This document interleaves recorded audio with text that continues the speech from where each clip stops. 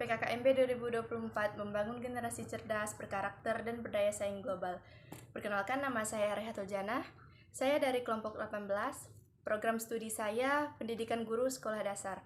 Malam ini saya akan meringkas tentang materi-materi yang telah diberikan selama PKKMB berlangsung dari hari pertama sampai hari terakhir. Baik, materi yang pertama yaitu Kehidupan Berbangsa, Bernegara, dan Pembinaan Kesadaran Bela Negara oleh Ibu Mardawani, MPD.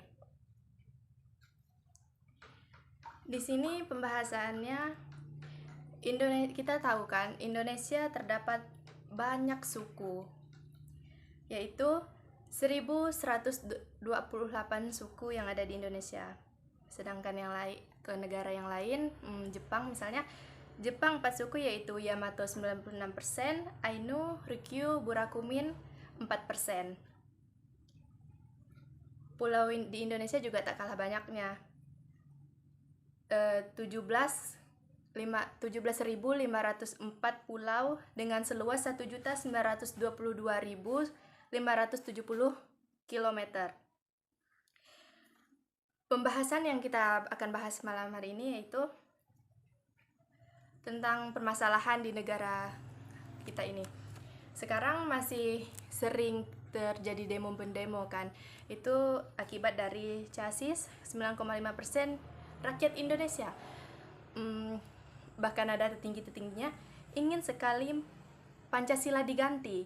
Sedangkan KPM 19,5% menolak, mengatakan bahwa Pancasila itu tidak relevan. Sedangkan LSI DJA 14,3% menginginkan juga Pancasila diganti. CPCS 13,3%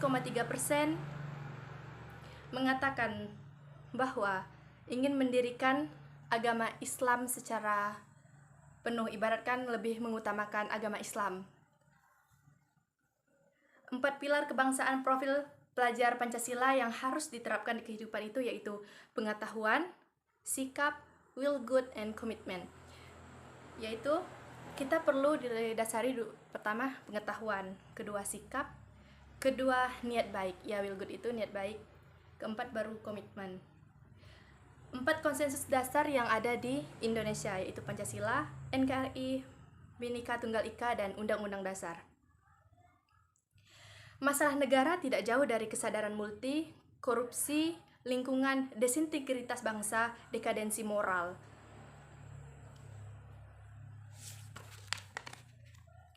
Baik, kita lanjut ke materi berikutnya dari Bapak Arief Purwanto, yaitu infanteri dari Korem 1205 Sintang. Pembahasannya yaitu tentang West Bank. West Bank, cara pandang rakyat Indo dalam memandang bangsa dan negara perang kedaerahan. Baik, kita lanjut ke materi berikutnya yaitu Sistem Pendidikan Tinggi dan MBKM oleh Ibu Ana Marganingsih SEMPD dengan bertema Kebebasan Akademik Menyampaikan Kritik, Saran, dan Pendapat. Bagi mahasiswa wajib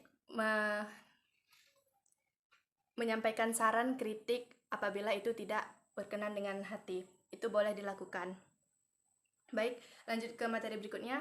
Pendidikan tinggi di era revolusi industri 4.0 dan sosiesti 5.0 dan etika penggunaan teknologi informasi di lingkungan perguruan tinggi oleh Ibu Eliana Yunita Seran, MPD. Contoh industri yang tinggi yaitu 4.0 AI, robotika, dan Internet of Things atau bisa dikenal dengan IoT. Perkembangan era revolusi yaitu 1.0 hunting, yaitu jalan atau perubahan, 2.0 agrarian, 3.0 industrial, 4.0 information. 2.0 agrarian itu seperti petani, pekerja. Implementasi dari 5.0 seperti drone, artificial intelligence, untuk penerimaan barang, sistem perawatan medis yang terintegrasi, autonomous vehicles, mengondisikan kendaraan tanpa awak, teknologi informasi, itu implementasi dari 5.0. Teknologi informasi, catering atau SS, processing, generasi informasi yang lebih terarah, storage penyimpanan data, retrieval menelusuri, transmission mengirim informasi.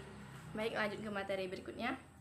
Pengenalan manajerial dan kepemimpinan serta pengenalan organisasi dan kegiatan kemahasiswaan oleh Pak Beni Setiawan MPD.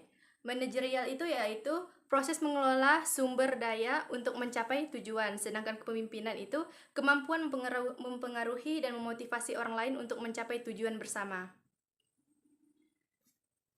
Peran manajerial dalam konteks mahasiswa yaitu ada 4. Perencanaan, pengorganisasian, pemimpin atau leading, pengendalian atau controlling.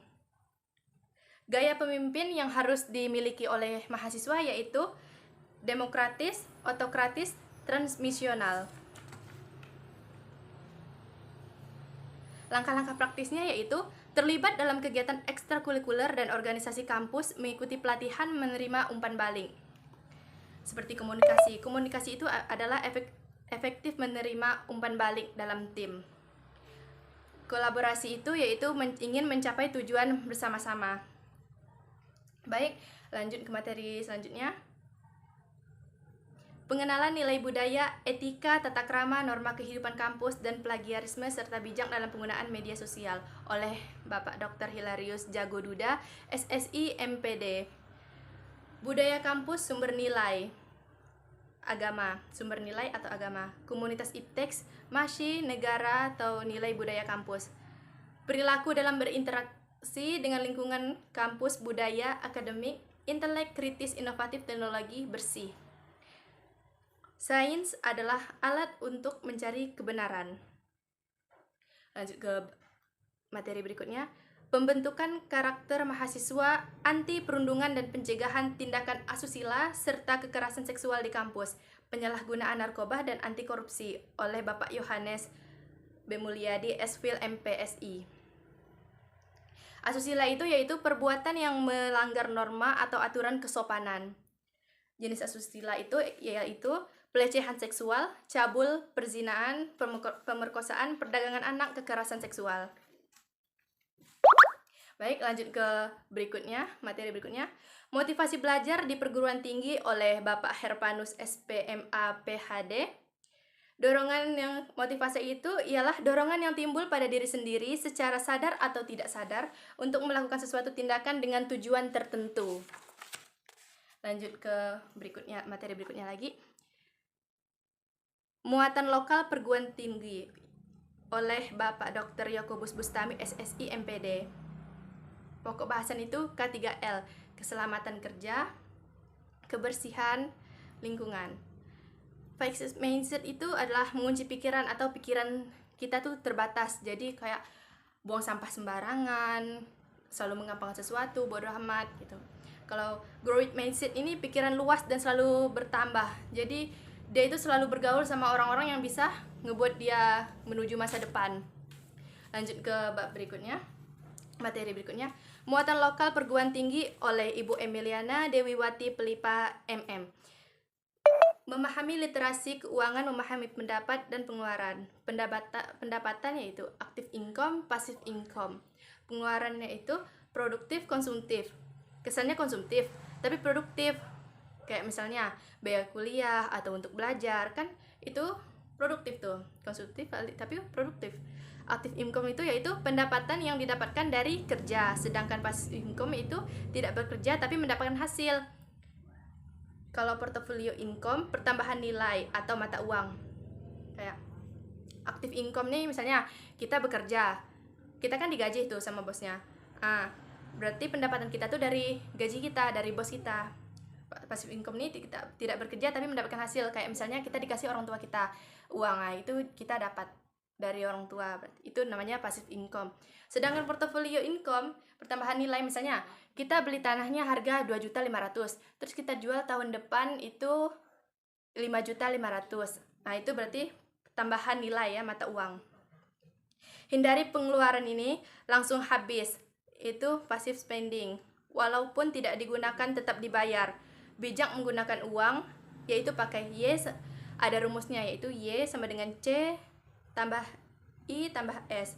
Membayar uang kuliah tepat waktu untuk menghindari penumpukan pembayaran.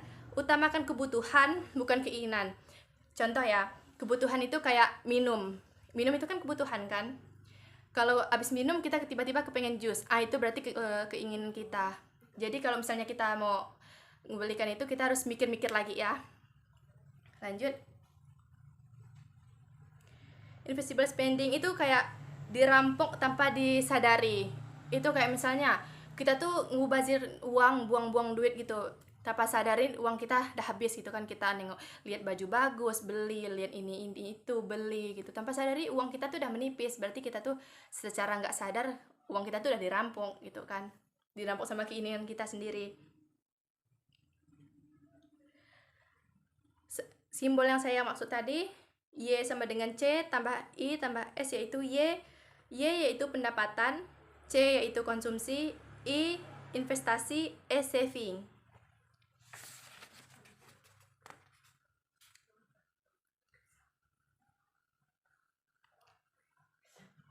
Baik, materi selanjutnya yaitu disampaikan oleh orang-orang kampus tentang pengenalan wilayah lingkungan kampus, yaitu tentang kewirausahaan mahasiswa. SIAKAD itu bisa dikenal sebagai Sistem Informasi Akademis, tempat pengambilan KRS atau KHS, kartu hasil studi. KRS itu kartu rencana studi.